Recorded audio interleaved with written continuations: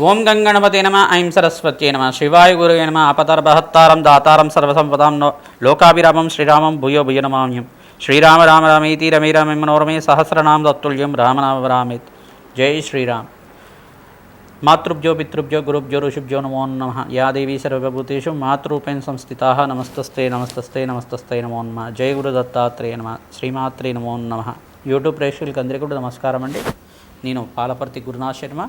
మీకంతా కూడా జ్యోతిష్ సంబంధమైన విషయాలన్నీ కూడా గోచారరీత్యా ఈ యొక్క గ్రహాల యొక్క స్థితిగతి మేరకంతా కూడా గోచార చక్రవశాత్ అంతా కూడా మేషాది ద్వాదశ రాశుల వాళ్ళకి ఈ యొక్క మాస ఫలితాలంతా కూడా చెప్పడం జరుగుతుంది. గ్రహాల యొక్క స్థితిగతి కలయిక ఆధారంగా వాళ్ళ దృష్టి గ్రహాల యొక్క గ్రహదేవతల యొక్క దృష్టి కేంద్రం అంతా కూడా ఈ రకంగా ఉంటుంది. మేషాది ద్వాదశ రాశుల వాళ్ళకి విశేషంగా వాళ్ళ జీవితంలో అంతా కూడా మాస ఫలితాల్లో అంతా కూడా విశేషంగా శనీశ్వరుడు అంతా కూడా ఈ యొక్క విశ్వవసనామ సంవత్సరంలో మార్చి 29 తారీఖు రోజున విశేషంగా మీనరాశిలో సంచారం చేయడం అంతా కూడా చూసాం మనం. మీనరాశిలో సంచారం చేసిన తర్వాత ఈ జూలై నెల మాసంలో విశేషంగా 13వ తారీఖు రోజున వక్రగతి అనేది పొందడం అనేది జరుగుతూ ఉంటుంది. ఈ యొక్క వక్రగతి నుంచి శనీశ్వరుడి యొక్క ఫలితాలంతా కూడా ఏ రకంగా ఉంటాయి, మేష ద్వాదశ రాశుల వాళ్ళకి అసలు శనీశ్వరుడు ఇచ్చే ఫలితాలు ఏంటి, ఏలినాటి శని అంటే ఏంటిది, అర్ధాష్టమ శని అంటే ఏంటి, అష్టమ శని అంటే ఏంటో తెలుసుకుందాం. విశేషంగా ఏలినాటి శని ప్రభావం అనేది ప్రధానంగా ప్రతి ఒక్క రాశి వాళ్ళకి ఉంటుంది. ప్రధానంగా చూసుకుంటే ఎప్పుడైతే శనీశ్వరుడు గోచారరీత్యా ఏ స్థానం అంటే వాళ్ళ స్వరాశి నుంచి, ఉదాహరణకి మేషరాశి వాళ్ళకి ఏలినాటి శని ప్రభావం ప్రారంభమైందనమాట. ఉదాహరణకి చెప్తున్నాం, మనకేంటిదంటే ఈ యొక్క వ్యయ స్థానం అని చెప్పేసి అంటారు. వాళ్ళ రాశి కన్నా ముందు రాశి వెనకాల రాశికి అంటే వాళ్ళ రాశి కన్నా వెనకాల రాశిలో శనీశ్వర సంచారం మొదలైనప్పుడు ఏలినాటి శని ప్రభావం ఉంటుంది. ఆ 2.5 సంవత్సరాలు ఉంటుంది. అది వ్యయస్థాన శనీశ్వర ఏలినాటి శని ప్రభావం అని చెప్పేసి అంటారు. తర్వాత జన్మస్థ శని అని చెప్పేసి అంటే జన్మస్థ శని అని చెప్పేసి అంటే స్వరాశిలో ఏదైతే రాశి ఉందో మేషరాశి వాళ్ళకి మేషరాశిలో శనీశ్వర సంచారం జరిగినప్పుడు అది 2వ దశగా ఉంటుంది. అది 2.5 సంవత్సరాలుగా ఉంటుంది. మరియు ధనస్థానంలో అంతా కూడా ధనస్థానం అంటే ఇక్కడ మేషరాశి వాళ్ళకి ప్రధానంగా చూసుకుంటే మరియు వృషభ రాశిలో శనీశ్వర సంచారం జరిగినప్పుడు ఈ యొక్క తృతీయ స్థానంలో అంటే ప్రధానంగా చూసుకుంటే అంటే మూడో దశగా ఈ యొక్క 2.5 సంవత్సరాలుగా ఉంటుంది. అంటే ఏ స్థానంలో 2.5 సంవత్సరాలు జన్మస్థ శని అంతా కూడా దోషకారిగా అక్కడ ప్రధానంగా చూసుకుంటే అక్కడ 2.5 సంవత్సరాలు మరియు ధనస్థానంలో అంతా కూడా 2.5 సంవత్సరాలుగా ఉండడం. ఈ ఏలినాటి శని ప్రభావం అంతా కూడా విగిపోయిన తర్వాత విపరీత రాజయోగాన్ని ప్రసాదించే దేవుడిగా ఉంటాడు. ప్రధానంగా కర్మఫలదాత అని చెప్పేసి అంటారు. శనీశ్వరుడు అంతా కూడా కర్మఫలదాత, ఆయుష్ కారకుడు, ఆయుకారకుడు అంతా కూడా సంపూర్ణమైన పౌర్ణాయుష్ ఇచ్చే గ్రహంగా చెప్పడం జరుగుతుంది. కర్మశేషాన్ని అనుభవించే విధంగా చేసే గ్రహంగా చెప్తుంది. ప్రధానంగా పాపకర్మనంతా కూడా నివారణ చేసే గ్రహంగా చెప్తుంది. ప్రధానంగా అఖండమైన రాజయోగాన్ని ఇచ్చే గ్రహంగా చెప్పడం జరుగుతుంది. విపరీత రాజయోగానికి కారణమవుతారు. రాజకీయంలో మంచి పదవి రావాలన్నా శనీశ్వర అనుగ్రహం ఉండాలి. విశేషంగా సంపూర్ణ ఆరోగ్యంతో ఉండాలన్నా శనీశ్వర అనుగ్రహం ఉండాలి. ఆర్థికమైన ఉన్నత స్థితి కలిగి అష్టైశ్వర యోగం కలగాలన్నా శనీశ్వర యోగం కలగాలి. ప్రధానంగా నవగ్రహాల్లో విశేషమైన స్థానం అంతా కూడా శనీశ్వరుడికి ఉంది. ప్రధానంగా చూసుకుంటే సూర్యపుత్రుడిగా ఛాయా మార్తాడ సంబుద్ధుడిగా చెప్పడం జరుగుతుంది. ప్రధానంగా చూసుకుంటే శనీశ్వరుడు అంతా కూడా తైలాభిషేకానికి ప్రీతమానసుడిగా ఉంటాడు. ఎవరైతే తైలాభిషేకం చేస్తూ ఉంటారో శని త్రయోదశి రోజు కానీ శనివారం రోజున కానీ విశేషమైన తైలాభిషేకం అంతా కూడా చేస్తుంటారు. ప్రాతకాలంలో అంతా కూడా అఖండమైన పుణ్యయోగం ఇచ్చే గ్రహంగా చెప్పడం. తిలదానము తిలహోమం ఆచరించడం వల్ల ఏలినాటి శని ప్రభావం నుంచి బయటపడడానికి ఆస్కారం ఉంటుంది.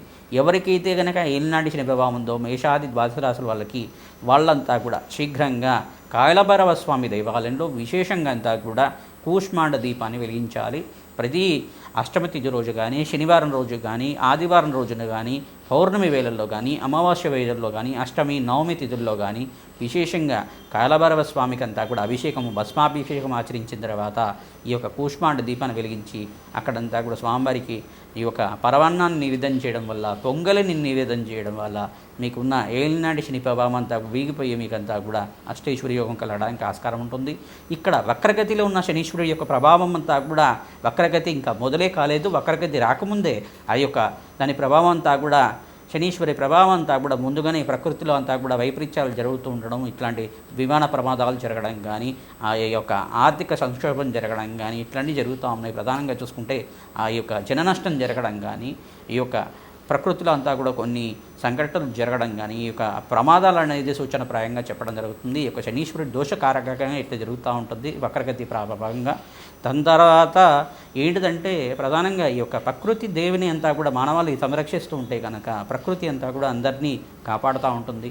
ఈ యొక్క మనం చేసే పుణ్య కార్యక్రమాల్లో అంతా కూడా ప్రకృతి అంతా కూడా మనకు సహకారం అందిస్తూ ఉంటుంది. కావున అందరికి కూడా ప్రతినిత్యం కూడా ఈ యొక్క మీకు చేతనైతే కనుక ఏదైనా మొక్కని దేవాలయ ప్రాంగణంలో నాటడానికి ప్రయత్నం చేయండి, దాన్ని సంరక్షించండి. తద్వారా ప్రకృతి దేవిని అంతా కూడా సంరక్షించే విధంగా ఉంటుంది, లోక కళ్యాణం జరుగుతుంది. తద్వారా అంతా కూడా ఎవరైతే వృక్షో రక్షతి రక్షిత అని చెప్పేసి అంటూ ఉంటారు, మొక్కల్ని నాటడం వల్ల విశేషమైన పుణ్య ఫలితం వంశాభివృద్ధికి కారణమవుతుంది, అష్టైశ్వర్య యోగం కలుగుతుంది, అఖండమైన పుణ్యప్రాప్తి కలుగుతుంది. దాన్ని నాటి వదిలిపెట్టకుండా సంరక్షించాలి, దాన్ని పెంచాలి, పోషించాలి.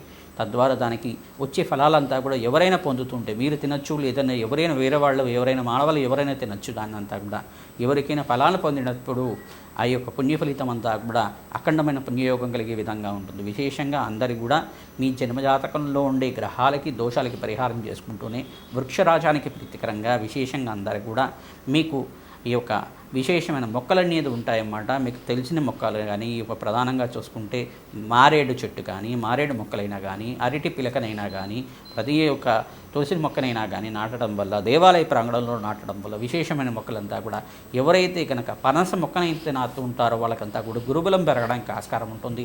విశేషంగా ఉసిరి మొక్కనంతా కూడా నాటడం వల్ల అఖండమైన ఐశ్వర్య యోగం సిద్ధిస్తుంది, మహాలక్ష్మి కటాక్షం కలుగుతుంది. మహావిష్ణు ప్రీతికరంగా ఉసిరి మొక్కని తులసి మొక్కనంతా కూడా నాటడం వల్ల విశేషమైన పుణ్యయోగం సిద్ధిస్తుంది. విశేషంగా వైష్ణవాలయంలో నాటడం వల్ల అఖండ పుణ్యయోగం సిద్ధిస్తుంది. కావున అందరికీ కూడా విశేషమైన ఫలితం వచ్చే విధంగా ఈ యొక్క ఫలితాలంతా కూడా చెప్తాం. విశేషంగా ఎవరైతే ఏలినాటి శని ప్రభావంలో కానీ అర్ధాష్టమ శని ప్రభావంలో కానీ అష్టమ శని దోషంలో కానీ ఉన్నారు, విశేషంగా జూలై నెల మాస ఫలితాల్లో భాగంగా శనీశ్వరి యొక్క ఫలితాలంతా కూడా వక్రగతి పొందిన తర్వాత ఇటువంటి పుణ్య ఫలితాలు వస్తాయి. ప్రధానంగా ఇటువంటి దోషాన్ని నుంచి బయటపడడానికి ఆస్కారం ఉంటుంది.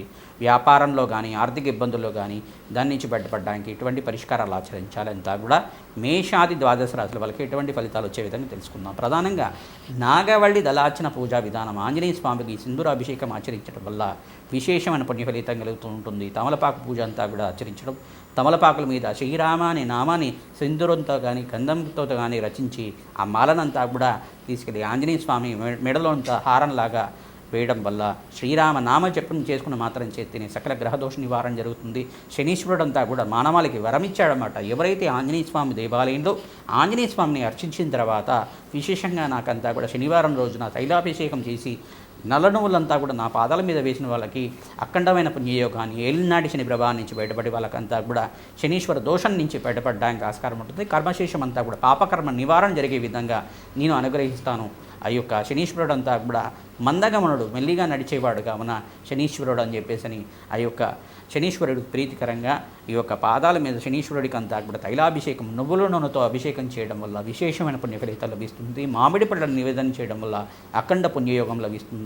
శనివారం శనిహోరులు అంతా కూడా బ్రాహ్మణోత్మకి విశేషంగా నల్ల నువ్వులు నల్ల ద్రాక్ష అంతా కూడా దానం చేయడం వల్ల పుణ్యయోగం సిద్ధిస్తుంది. నరఘోష నరపిడ నరశాపం నుంచి బయటపడడానికి కూష్మాండ దీపాన్ని అమ్మవారి దేవాలయంలో కానీ కాలభైరవ దేవాలయంలో కానీ హనుమత్ దేవాలయంలో వెలిగించడం వల్ల సకల గ్రహదోష నివారణ జరగడానికి ఆస్కారం ఉంటుంది. ప్రతినిత్యం కూడా నవగ్రహ దేవాలయంలో ప్రదక్షిణ ఆచరించాలి. ఆర్థిక ఇబ్బందుల నుంచి బయటపడతారు. ఎటువంటి పనులు మొదలు కొట్టుకున్నా కానీ దాని నుంచి ఆటంకాల నుంచి బయటపడడానికి ఆటంకాలంతా కూడా నివారణ జరగడానికి నిత్యమంతా కూడా గణపతి ఆరాధన చేయాలి. విఘ్నాలంతా కూడా తొలిపోవడానికి మహాగణపతి ఆరాధన చేసుకోవడం, విజయ గణపతి ఆరాధన చేసుకోవడం వల్ల అఖండ పుణ్యయోగం సిద్ధిస్తుంది. తద్వారా ఎవరైతే కనుక గణపతికి ప్రీతికరంగా ఉండ్రాళ్ళు నివేదన చేస్తారో అఖండ పుణ్యయోగం సిద్ధిస్తుంది. సకల గ్రహదోష నివారణ జరుగుతుంది. విశేషంగా మీకు ఏలినాటి శని ప్రభావం నుంచి బయటపడడానికి ఆస్కారం ఉంది. తులారాశి జాతకులకి విశేషంగా జూలై నెల మాసఫలితాల భాగంగా శనీశ్వర దోష నివారణార్థం ఎటువంటి పరిహారాలు చేసుకోవాలి, శనీశ్వరుడి కార్యక్రమాలు చెప్పుకుంటున్నాం. విశేషంగా వక్రగతి అంతా కూడా పొందడం జూలై మాసంలో అంతా కూడా 13వ తారీఖు రోజున పొందడం అనేది జరుగుతూ ఉంటుంది. ప్రధానంగా తులారాశి జాతకులంతా కూడా శనీశ్వరు ప్రీతికరంగా తిలలు దానం చేసుకోవడం వల్ల జన్మజాతకులలో శనీశ్వరుడు దోషకారిగా ఉంటే కనుక తైలాభిషేకం చేసుకుంటూ ఉండడం వల్ల ఆర్థిక ఇబ్బంది నుంచి బయటపడడానికి ఆస్కారం ఉంటుంది. ప్రతినిత్యం కూడా హనుమతాలయంలో సింధూర అభిషేకము, ఫలోదక అభిషేకం చేసుకోవడం వల్ల, చెరుకు రసంతో అభిషేకం చేయడం వల్ల, సింధూరంతో అభిషేకం చేయించడం వల్ల, స్వామివారికి విశేషమైన తులసిమాలను సమర్పించడం వల్ల విశేషమైన పుణ్యయోగం సిద్ధిస్తుంది. తమలపాకు పూజ చేయడం వల్ల, సహస్రనామంతో చేయించడం వల్ల అఖండ పుణ్యయోగం సిద్ధించడానికి ఆస్కారం ఉంటుంది. సింధూరాభిషేకం చేయడం వల్ల సకల గ్రహదోష నివారణ జరగడానికి ఆస్కారం ఉంటుంది. శనీశ్వర ప్రీతికరంగా తైలాభిషేకం చేయించుకోవడం వల్ల అఖండ పుణ్యయోగం సిద్ధిస్తుంది. శనివారం శనిహోరలో అంతా కూడా ప్రతినిత్యం కూడా ఎవరైతే గనక శనీశ్వర ప్రీడ అంతా కూడా పోవాలి, శనీశ్వర దోష నివారణ జరగాలి, శనీశ్వరుడు అంతా కూడా గ్రహదోష నివారణ జరగడానికి ఆస్కారం ఉంటుంది. ప్రధానంగా చూసుకుంటే శనివారం శనిహోరలో అంతా కూడా బ్రాహ్మణోత్వంకంతా కూడా ఎవరైతే గనక తిలలు దానం చేస్తూ ఉంటారో, నల్ల ద్రాక్షని దానం చేస్తూ ఉంటారో, మంచి వస్త్రాన్ని దానం చేస్తూ ఉంటారో, దక్షిణ సహితంగా చేయడం వల్ల అఖండ పుణ్యయోగంతో రాజయోగం సిద్ధించడానికి ఆస్కారం ఉంటుంది. ఎవరైతే గనక ఇక్కడ ప్రధానంగా తులారాశి జాతకులు రాహుకి ప్రీతికరంగా మినువులు దానం చేయడం యోగకరంగా ఉంటుంది. ప్రధానంగా కేతువుకంతా కూడా ప్రీతికరంగా కేతుకి ఉలవలంతా కూడా నానబెట్టి గోమాతకు సమర్పించడం వల్ల అఖండ పుణ్యయోగం సిద్ధిస్తుంది. గణపతి ఆరాధనలో భాగంగా గణపతికంతా కూడా విశేషంగా ఉండ్రాళ్ళు నివేదన చేయడం వల్ల సకల గ్రహదోష నివారణ జరగడానికి ఆస్కారం ఉంటుంది. ప్రధానంగా బొబ్బర్లు అంతా కూడా నానబెట్టి గోమాతకు సమర్పించడం వల్ల అఖండమైన ఐశ్వర్య ప్రాప్తి, మహాలక్ష్మి స్థిర నివాసంగా ఉండడానికి, వ్యాపారంలో అభివృద్ధి కలగడానికి ఆస్కారం ఉంటుంది. వ్యాపారస్తులకి మంచి అవకాశాలు సిద్ధించడానికి ఆస్కారం ఉన్నాయి. వ్యవసాయదారులకు కూడా మంచి లాభసాటిగా వ్యాపారం ఉంటుంది. శ్రమతో కూడిన సంపాదన ఉంటుంది. ఐశ్వర్యోగం సిద్ధిస్తుంది. పేరు ప్రఖ్యాతాలు పెరుగుతూ ఉంటాయి. మంచి లాభసాటిగా ఉంటుంది వ్యాపారం అంతా కూడా. ప్రధానంగా చూసుకుంటే ఈ యొక్క ఐటీ రంగంలో వాళ్ళకు కూడా మంచి అవకాశాలు తెచ్చించడానికి ఆస్కారం ఉంది. ప్రతినిత్యం కూడా హనుమత ఆరాధన చేసుకోవడం వల్ల మంచి లాభాలు గణిస్తూ ఉంటారు. విదేశంలో స్థిరత్వం కోసం ప్రయత్నం చేసుకోవచ్చు. మంచి అవకాశాలు తెచ్చించడానికి ఆస్కారం ఉంది. ప్రధానంగా చూసుకుంటే ఈ యొక్క తులారాశి జాతకులంతా కూడా మహాలక్ష్మి ఆరాధన చేసుకోవడం వల్ల, ఖడ్గమాల స్తోత్రాన్ని పఠనం చేసుకోవడం కానీ, కనకదార స్తోత్రాన్ని పఠనం చేసుకోవడం వల్ల, కూష్మాండ దీపాన్ని అమ్మవారి దేవాలయంలో కానీ, కాలభైరవ స్వామి దేవాలయంలో కానీ కూష్మాండ దీపాన్ని వెలిగించడం వల్ల అఖండ పుణ్యయోగం సిద్ధించడానికి, ఐశ్వర్యోగం కలగడానికి, ధనప్రాప్తి కలగడానికి ఆస్కారం ఉంటుంది.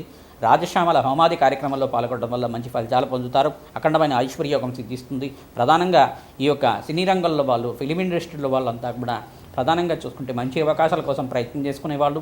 మీరంతా కూడా రాజశ్యామల యజ్ఞాధికరతులు చేయండి, వారాహి హోమాది కార్యక్రమాలు చేసుకోండి, మంచి అవకాశాలు సిద్ధిస్తాయి. ప్రధానంగా చూసుకుంటే కాలభైరవ శాంతి హోమాది కార్యక్రమాలు చేసుకోవడం వల్ల సర్వగ్రహ దోష నివారణ జరుగుతుంది. శనీశ్వర దోష నివారణ జరుగుతుంది. ప్రధానంగా చూసుకుంటే అఖండ ఐశ్వర్య ప్రాప్తి కలుగుతుంది.